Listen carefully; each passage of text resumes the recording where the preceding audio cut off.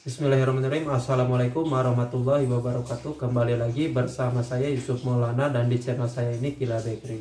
Oke teman-teman, di video kali ini atau di konten saya kali ini saya ingin sharing kepada kalian semua yaitu cara membuat donat dari awal sampai akhir ya teman-teman. Jadi di sini saya akan menjelaskan sesuai dengan ilmu yang saya dapat, sesuai dengan pengalaman yang saya dapat, yaitu cara membuat donat dari awal sampai akhir secara lebih mendetail lagi agar teman-teman ketika membuat ini tidak gagal ya teman-teman ya. Jadi disimak videonya, jangan di skip, siapkan buku catatannya, mudah-mudahan ini bisa bermanfaat. Oke, gak usah lama-lama lagi teman-teman, saya akan langsung saja ke pembahasannya, yaitu cara-cara untuk membuat donat. Yang pertama yaitu proses penimbangan resep. Nah di sini untuk proses penimbangan ini benar-benar sangat-sangat penting. Nah, dibutuhkan fokus. Yang pertama teman-teman itu harus fokus ketika menimbang resep, karena ketika ada kesalahan dalam penimbangan nanti hasil donatnya juga akan menjadi tidak sesuai dengan keinginan. Nah di proses ini benar-benar teman-teman harus fokus dan dilihat resep yang benar-benar sudah disiapkan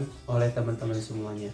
Oke, dan untuk yang proses selanjutnya atau proses kedua yaitu proses mixing. Ketika teman-teman sudah melakukan penimbangan, yaitu teman-teman melakukan mixing. Nah untuk proses mixing ini bisa digunakan dengan menggunakan tangan atau menguleni dengan manual tangan, dan juga bisa menggunakan yang kedua menggunakan dengan hand mixer, dan yang ketiga bisa menggunakan dengan planetary mixer. Untuk planetary mixer ini biasanya sih digunakan untuk skala yang udah gede teman-teman, misalkan pabrikan atau UMKM yang sudah cukup orderannya cukup lumayan banyak ya teman-teman. Nah untuk proses yang ketiga setelah proses mixing ini yaitu proses penimbangan dough ya teman-teman. Apa proses penimbangan dough? Untuk proses penimbangan dough ini yaitu teman-teman menentukan besar kecilnya donat, yaitu dengan cara ditimbang ya teman-teman, atau gramasi. Nah apa sih ya gramasi itu? Nah teman-teman, untuk pembuatan donat ini kan ada yang ukurannya gede dan ada yang ukurannya kecil. Nah di proses yang ketiga ini teman-teman bisa menentukan ukurannya, yaitu proses penimbangan dough.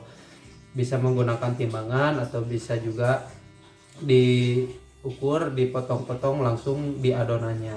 Oke teman-teman, dan untuk yang proses selanjutnya yaitu proses rounding. Apa proses rounding itu? Yaitu proses membulatkan dough adonan teman-teman yang sudah teman-teman timbang.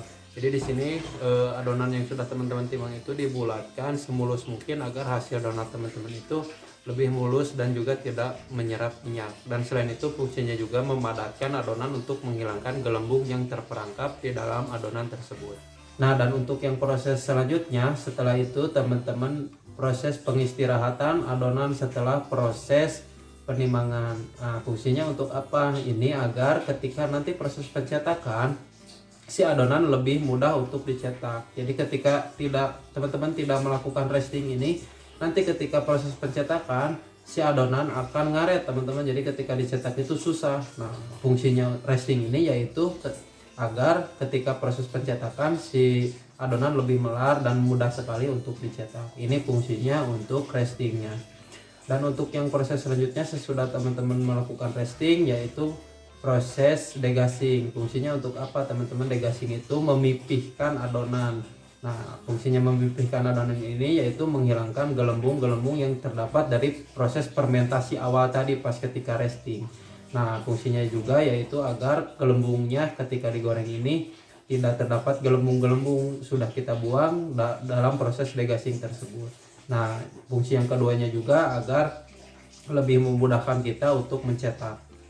Nah setelah proses degassing ini teman-teman bisa langsung ke proses selanjutnya yaitu proses pencetakan donat. Untuk proses pencetakan donat ini yaitu teman-teman bisa menggunakan cetakan yang ada banyak di TBK atau bisa menggunakan tangan langsung tidak memakai cetakan. Nah ini bisa ada dua ya teman-teman. Jika tidak mempunyai cetakan juga jangan khawatir, karena teman-teman bisa mencetak dengan tangan dengan secara manual. Oke, dan untuk yang proses selanjutnya setelah teman-teman mencetak donat tersebut yaitu proses final propping ya teman-teman ya. Setelah beres dicetak terus final propping. Nah untuk final propping ini banyak pertanyaan sekali di kolom komentar saya, yaitu tentang masalah waktu teman-teman ya. Karena di sini saya akan menjelaskan, karena untuk waktu ini saya tidak bisa lebih mendetailkan karena setiap tempat itu berbeda-beda suhu ya teman-teman. Karena proses fermentasi itu atau proses proofing, final proofing ini membutuhkan suhu ya teman-teman ya. Jadi suhu di tempat kita masing-masing itu kan berbeda-beda, ada yang dingin, ada yang suhunya panas. Nah untuk proses ini, jadi ini harus teman-teman mempunyai teknik atau ilmunya, dan di video saya yang sebelumnya teman-teman bisa cek untuk proses cara proofing yang benar.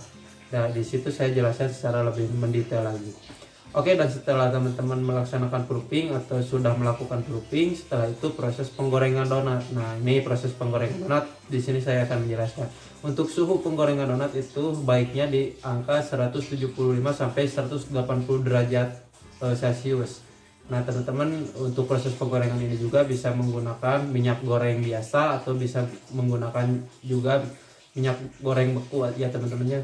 Minyak goreng khusus donat. Jadi kalau tidak mempunyai minyak goreng khusus donat, teman-teman bisa menggunakan minyak goreng yang seperti biasa, seperti kita gunakan seperti biasa.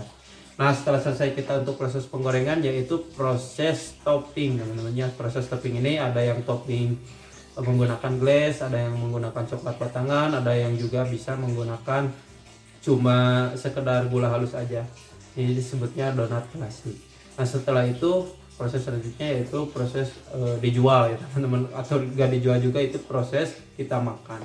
Nah itu untuk prosesnya, jadi teman-teman bisa dicatat di buku masing-masing untuk nanti ketika teman-teman ingin membuat donat ini bisa dilihat di buku catatannya masing-masing. Nah di sini saya akan mengulang dari awal sampai akhir untuk prosesnya, yaitu untuk proses yang pertama yaitu penimbangan bahan baku teman-teman.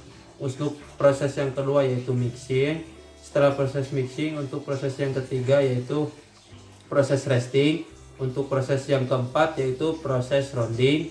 Dan untuk proses yang kelima yaitu proses degassing. Dan proses yang keenam yaitu proses cetak. Dan proses yang ketujuh yaitu proses final proofing. Dan untuk proses yang kedelapan yaitu proses penggorengan. Dan untuk proses yang kesembilan yaitu proses topping teman-teman. Nah ini untuk proses cara-cara membuat donat agar teman-teman gak gagal ketika nanti ingin membuat donat. Mungkin untuk pertemuan kali ini, untuk sharing kali ini cukup sekian dari saya. Mudah-mudahan bisa dicerna, mudah-mudahan bisa menjadikan ilmu buat kalian semua, dan mudah-mudahan ini bermanfaat khususnya buat kalian dan buat saya juga. Terima kasih udah simak videonya dari awal sampai akhir. Saya mengucapkan terima kasih. Assalamualaikum warahmatullahi wabarakatuh.